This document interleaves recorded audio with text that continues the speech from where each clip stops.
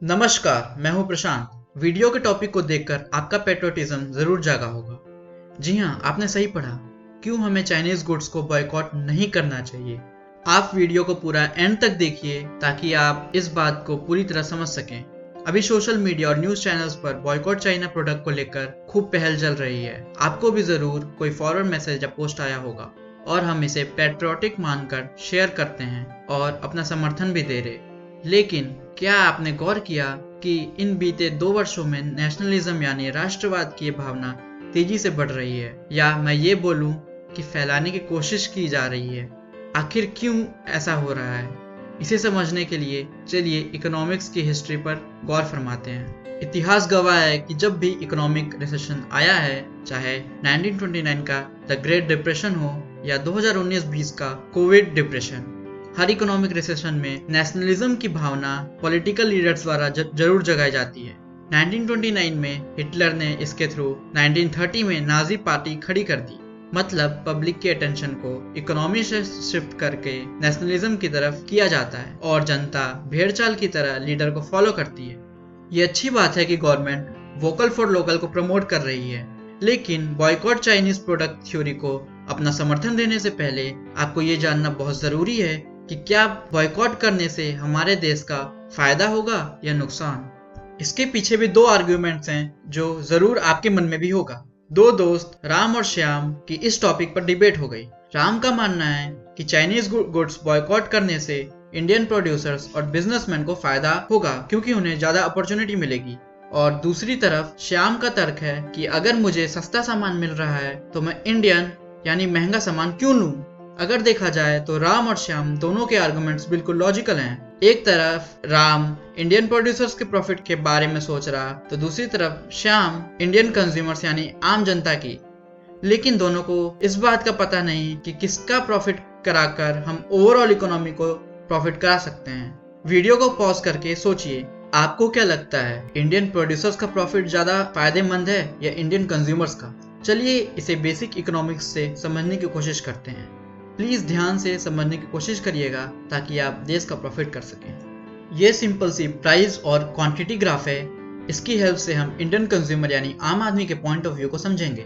मान लीजिए मार्केट में एक मोबाइल फोन लॉन्च होता है जिसकी प्राइस 3 लाख रुपए है, तो इतना कॉस्टली फोन शायद कोई ना खरीदे। मान लीजिए इसकी कोई भी डिमांड नहीं है। अब 2 लाख रुपए का फोन अगर लॉन्च होगा तो कुछ लोग जरूर होंगे जो इसको खरीदेंगे क्योंकि ये पहले से थोड़ा चीप है। इस तरह 1 लाख रुपए का फोन को और ज्यादा क्वांटिटी में डिमांड होगी। इससे हमें ये देखने मिल रहा कि फोन की प्राइस कम होने पर डिमांड ऑटोमेटिकली बढ़ रही है। इसे प्लॉट किया जाए तो ये कर्व कुछ ऐसा बनेगा जिसे हम डिमांड कर्व भी बोल सकते हैं। प्राइस के कम होने पर जो एरिया बन रहा है इसे हम कंज्यूमर का गेन बोल सकते हैं। मतलब प्राइस कम होने पर कंज्यूमर का यानी आम आदमी का कितना प्रॉफिट हो रहा। अब चलिए इंडियन प्रोड्यूसर्स के पॉइंट ऑफ व्यू को सेम प्राइस क्वांटिटी ग्राफ से समझते हैं। मान लीजिए एक फोन को प्रोड्यूसर 10 रुपए में बेच पा रहा है और उसे बनाने में भी 10 रुपए लग रहे हैं, तो वो क्यों बनाएगा। लेकिन 10,000 का फोन अगर डिमांड में है तो इसमें उसको ज्यादा प्रॉफिट होगा, तो वो इसे ज्यादा क्वांटिटी में प्रोड्यूस करेगा। इस तरह जितना ज्यादा महंगा फोन की डिमांड होगी, प्रोड्यूसर को उतना ज्यादा प्रॉफिट होगा और वो उतना ज्यादा ही प्रोड्यूस करेगा। अगर इसे प्लॉट किया जाए तो ये कुछ इस तरह बनेगा। इसे हम सप्लाई कर्व बोल सकते हैं और इस कर्व के अंडर का जो एरिया है इसे प्रोड्यूसर का गेन बोला जा सकता है। मतलब जितने कॉस्टली फोन की डिमांड होगी उतना ज्यादा प्रोड्यूसर का प्रॉफिट। लेकिन हमें ये बात पता है कि मार्केट में किसी भी प्रोडक्ट का डिमांड या उसका प्राइस कितना होगा ये डिसाइड होता है इक्विलिब्रियम पॉइंट से। तो डिमांड और सप्लाई कर्व्स को जो हमने पहले देखा, इनको एक साथ प्लॉट करने पर जो पॉइंट मिलता है इसे कहते हैं इक्विलिब्रियम पॉइंट। मतलब इस पॉइंट पर डिसाइड होता है कि प्रोडक्ट का प्राइस और क्वांटिटी कितना रहेगा। मान लीजिए फोन का प्राइस 10,000 और क्वांटिटी 30,000 सेट हुई, लेकिन कोई नया चाइनीज फोन 7,000 का मार्केट में आता है जो सेम फीचर्स दे रहा, तो अब देख सकते हैं इसकी डिमांड बढ़ जाएगी।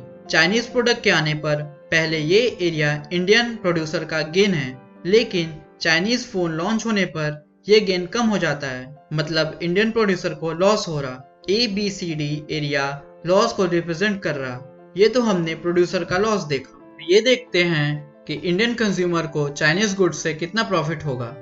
ये सेम ग्राफ है। अब मान लीजिए 7,000 का चाइनीज फोन मार्केट में आता है तो इसकी डिमांड ऑटोमेटिकली बढ़ जाएगी, जो हम देख भी रहे हैं। ये एरिया कंज्यूमर का प्रॉफिट दिखा रहा है और जैसे ही सस्ता चाइनीज फोन मार्केट में आता है हमारा प्रॉफिट एरिया और बढ़ गया। तो अगर दोनों को कंपेयर किया जाए, ये है प्रोड्यूसर का लॉस और ये है कंज्यूमर का गेन और प्लस एक्स्ट्रा कंज्यूमर का गेन।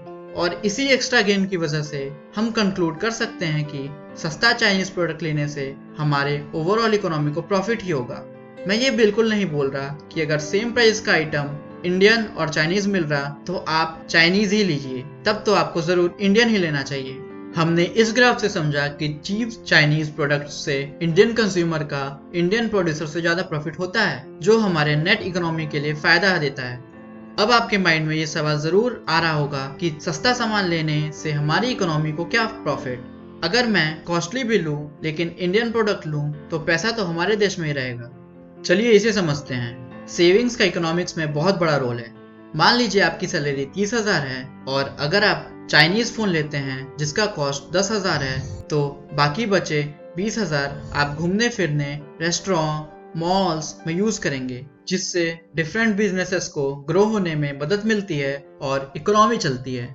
अगर चाइनीज प्रोडक्ट बैन हो जाएं तो उसकी जगह 20,000 का इंडियन फोन आपको लेना पड़ेगा, जिसकी वजह से आपकी सेविंग्स कम होगी और फिर आप कम स्पेंड करेंगे और इकोनॉमी में कम पैसा रिवॉल्व होगा। एक ऑफिशियल डाटा के अनुसार 1 रुपए जो हम बचत करते हैं वो हमारी इकोनॉमी में रिवॉल्व होकर 6 टाइम्स हो जाता है, क्योंकि हम सेविंग्स बैंक में रखते हैं और बैंक उन पैसे को लोन देकर इंटरेस्ट लेती है। फिर वही मनी फिर बैंक में आता है और इस तरह एक मल्टीप्लाइंग इफेक्ट क्रिएट होता है। इसलिए सेविंग्स करना इकोनॉमी के लिए इम्पोर्टेंट है। अगर हमें चाइना को पीछे छोड़ना है तो हम उनसे ज्यादा चीप और क्वालिटी प्रोडक्ट बनाकर ही कर सकते हैं। इसके लिए हमें मैन्युफैक्चरिंग पर बहुत ध्यान देना जरूरी है। कामयाब होने के 2 रास्ते होते हैं, या तो अपने कॉम्पिटिटर से बेहतर बन जाए या फिर कॉम्पिटिटर की टांग खींचकर उसे पीछे कर दिया जाए। तो डिसीजन आपके हाथ में है। हम खुद को बेहतर बनाना चाहते हैं या बॉयकॉट के थ्रू टांग खींचना चाह रहे। अगर आप सभी आज से ये प्रण ले लें कि आप खुद को 10% ज्यादा इफेक्टिव बनाकर काम करेंगे तो जरूर हम आने वाले समय में चाइना से आगे बढ़ जाएंगे। इस वीडियो को आप अपने सभी कॉन्टैक्ट्स के साथ शेयर जरूर कीजिए ताकि हम मिलकर सभी को इफेक्टिव इंडिया का मैसेज दे सकें और बॉयकॉट चाइना की इस गलत मैसेज को रोक सकें। अगर इस वीडियो से आपको कोई वैल्यू मिली हो तो प्लीज वीडियो को लाइक और चैनल को सब्सक्राइब कर दीजिए। इससे वीडियो बनाने के लिए और मोटिवेशन मिलती है। मिलते हैं किसी और अमेजिंग टॉपिक के साथ, तब तक के लिए नमस्कार।